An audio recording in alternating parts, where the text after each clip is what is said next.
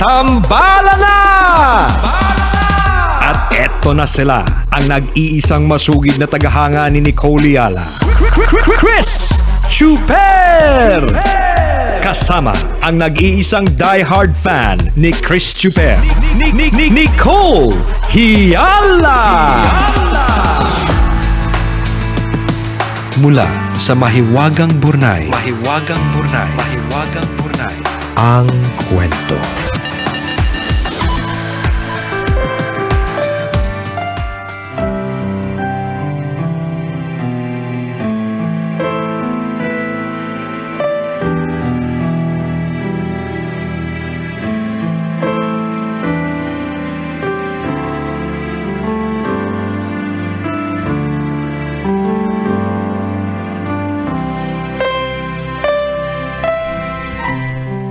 Dear Nicole and Chris,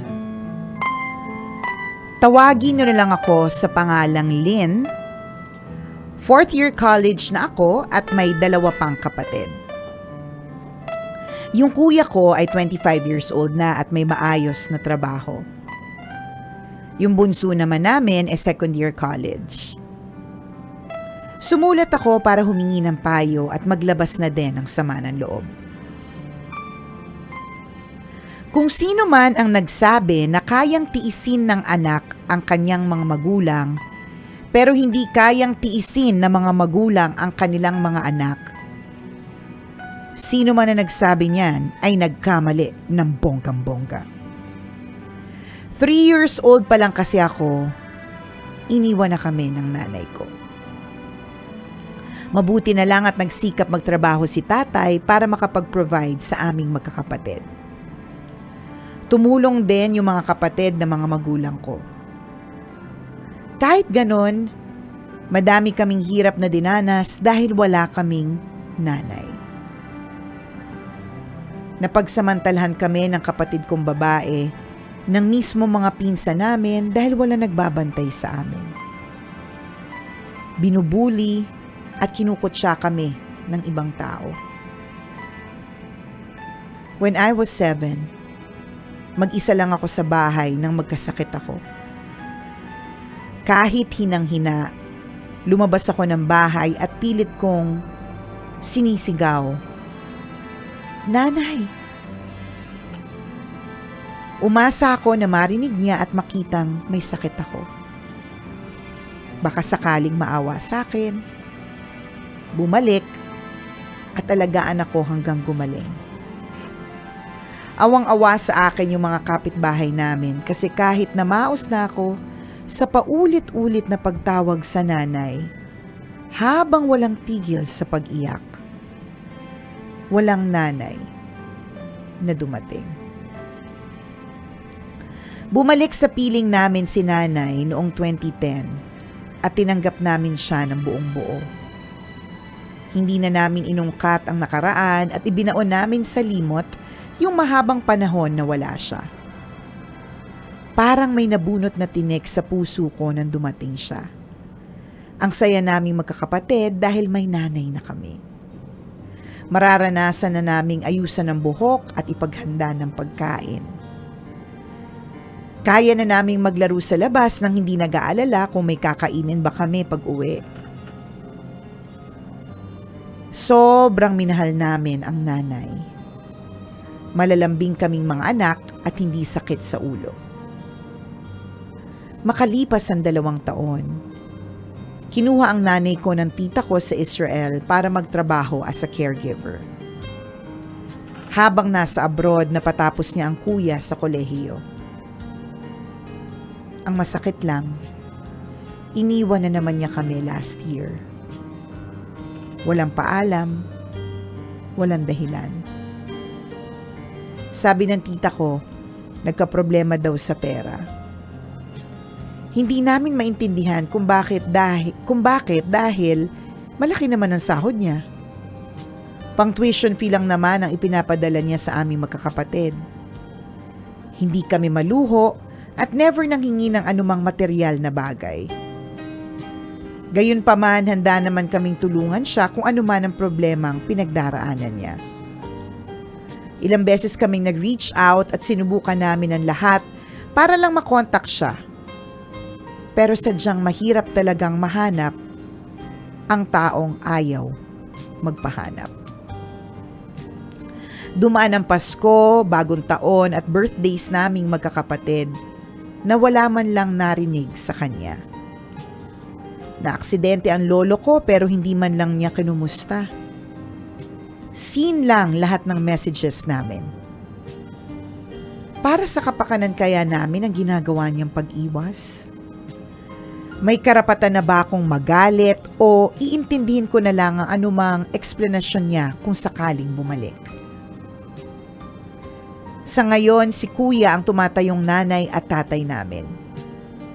Wala ng trabaho ang tatay kaya siya ang nagpapaaral sa akin at sa bunso namin na may kapansanan pa. Naaawa ako kay Kuya kasi hindi niya na-enjoy ang sahod niya.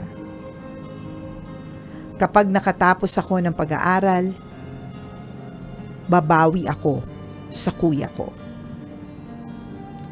Tambalan, ayokong magtanim ng galit sa nanay ko dahil nanay ko pa rin siya. Pero deserve pa din ba niya yung konting pasensya na natitira sa puso naming magkakapatid? Nicole, bilang nanay ka na din, anong mapapayo mo dito? Anong opinion mo? Sana ay mabigyan niyo po ako ng payo at sana din huwag kayong mamatay. Dahil pakikinig sa inyo ang aking source of strength and happiness. Mahal ko kayo, Tambalan. Salamat sa pagbasa ng sulat ko. Ang inyong tambalanista, Lynn.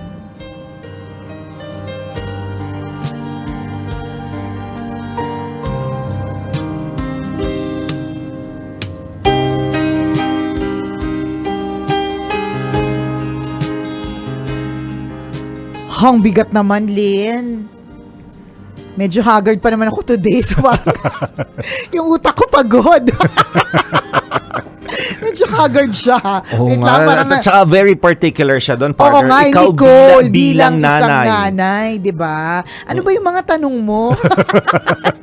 Sorry na, Lynn. Medyo Nakalimutan agad. Hindi, medyo hingal pa kasi ko dun sa nangyaring pagtakbo ko mula parking hanggang dito at yung stress level ko na akala ko hindi ako aabot sa Tambalan, na muntik na talaga.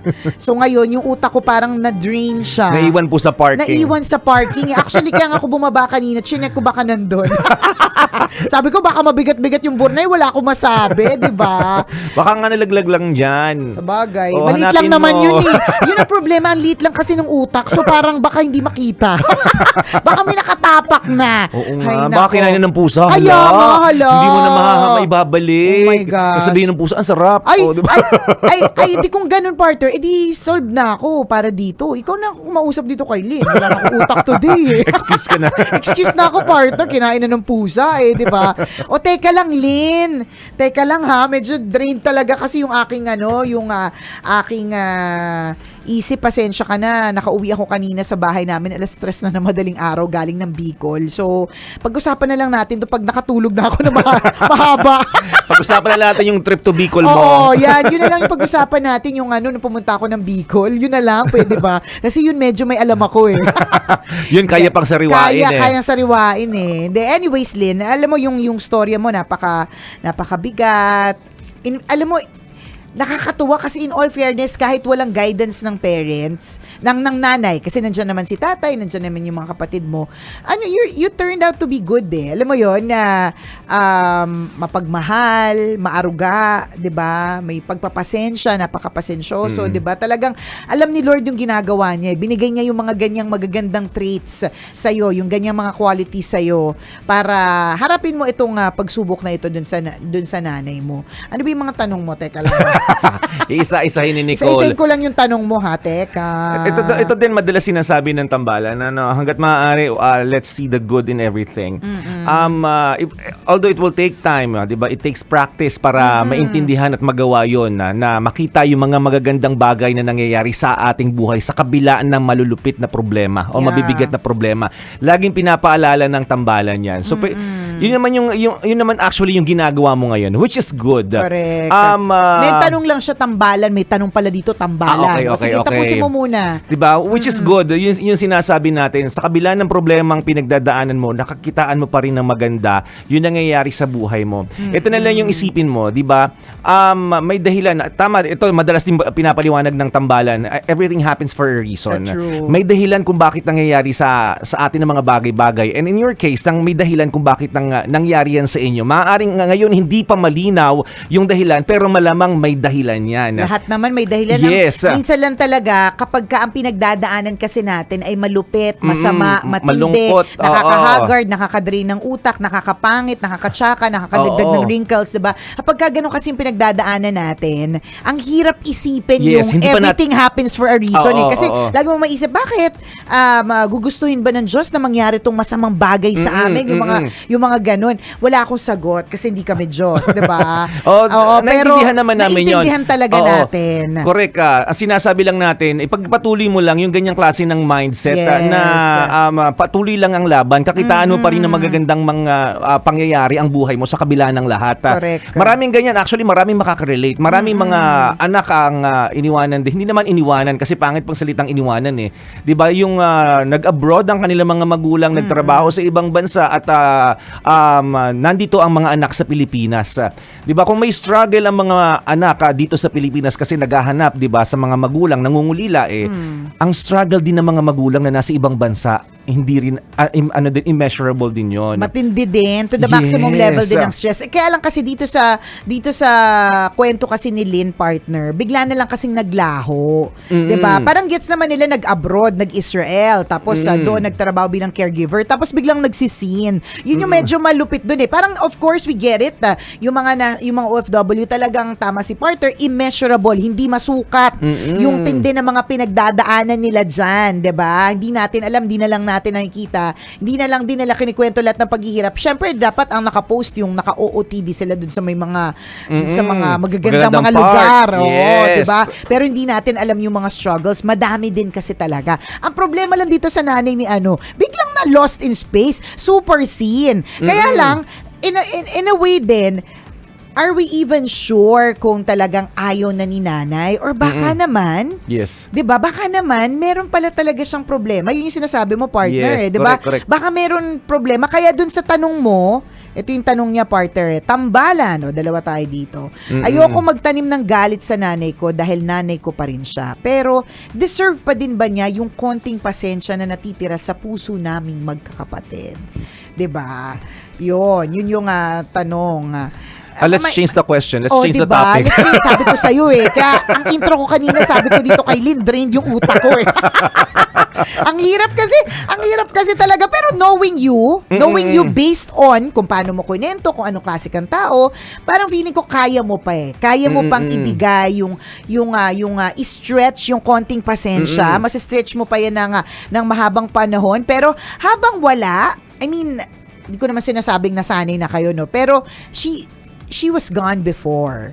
Nawala na din siya ng mahabang panahon, doon sa mga panahon na kinailangan mo siya, nawala na din naman siya, pero kinaya nyo. So, ang maganda na lang na dito na gawin is mag-move forward na lang muna kayo nang wala siya. I mean, baka may ganun yung nanay mo, may ganun siyang ugali na pag may pinagdadaanan siyang matindi, hindi niya kayang harapin, aalis muna siya. Babalik na lang siya kapag okay na. 'Di ba yung mga Posibleng ganun? ganun. So kung nasisi naman ni Mudra yung mga messages, edi sabihin mo lang, we're waiting for you.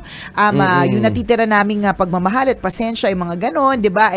Naghihintay pa rin na para sa iyo sa iyong pagbabalik. Basta of course, you have to make sure that she's really safe. Baka naman kasi ang dahilan kung bakit nawali, dahil may nangyaring hindi maganda. Wag naman sana, 'di ba? Yung Correct, ganun. correct. Pero ituloy mo lang yung pag-understand. Kasi pinagdaanan mo, ang sa akin kasi pinagdaanan mo na yan before. So, kaya mo na rin yan ulit gawin for the second time. And just, go on with your life. Take each day at a time. Ganun, wag mo na muna isipin lahat ng mga malalayo. Ganun, kasi everyday kang, hindi ko sure baka pumangit ka. Hindi ko sure, Nakakapangit diba? ang stress. Pero nakakapangit yung stress. Nakakahulas, friend, diba?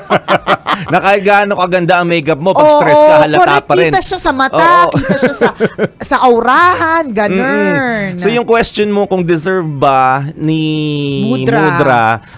change that question.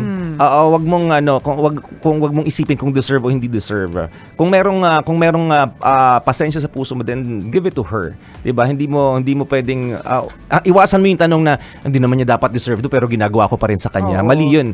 Maling thinking 'yun. Mas stress ka. Mali ka pala eh. 'Di ba that's as a stress that is a stressful question.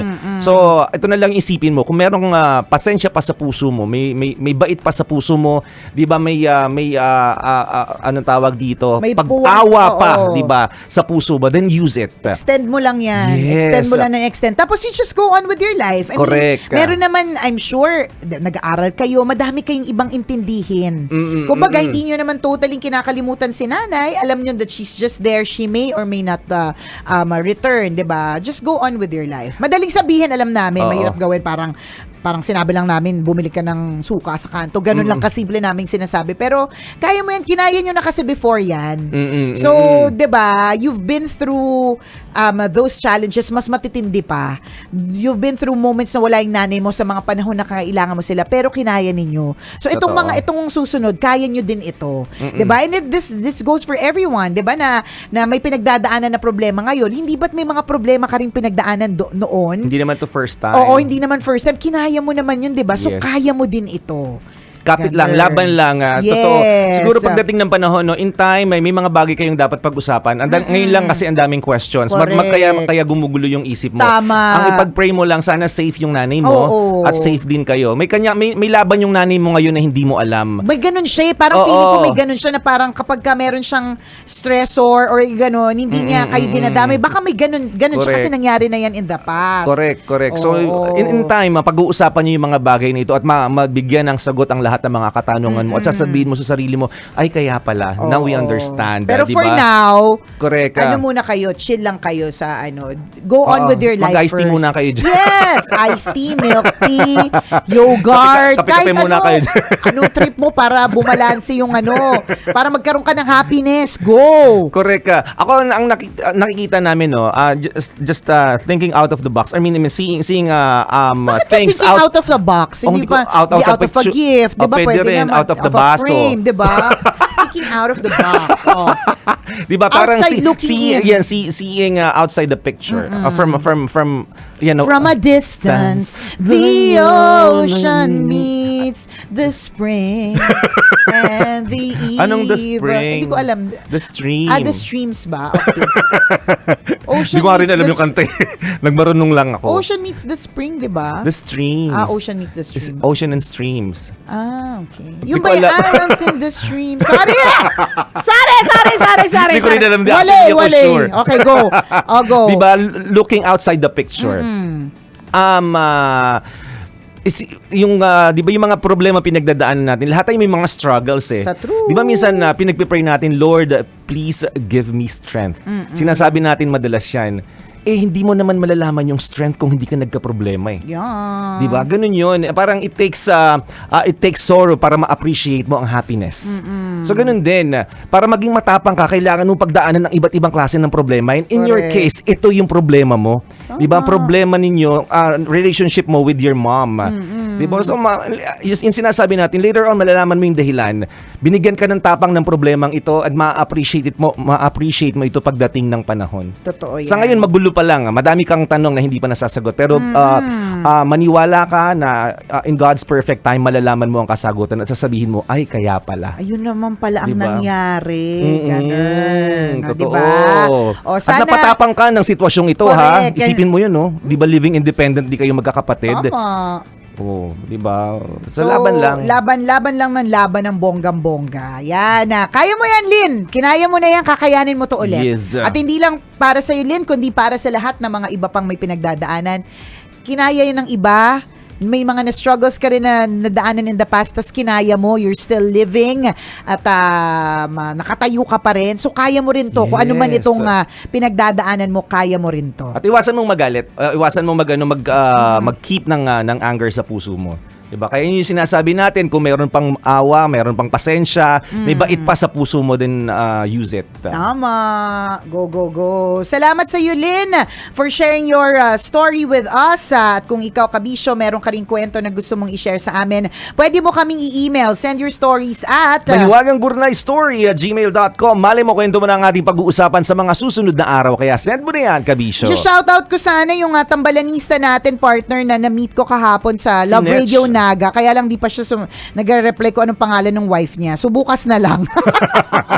Oo, pero nagpadala sila ng alay. Uy, anong alay? Ay, di syempre, partner, dahil patay gutom tayo, pagkain, ganyan, Ay, diba? gusto ko yan. So, good morning sa inyo. Shoutout ko kayo tomorrow. Medyo magulo yung life ko kasi kararating ko lang talaga ng 3 a.m. So, medyo haggardness is next to ugliness talaga. So, drained energy. Ganyan. So, salamat.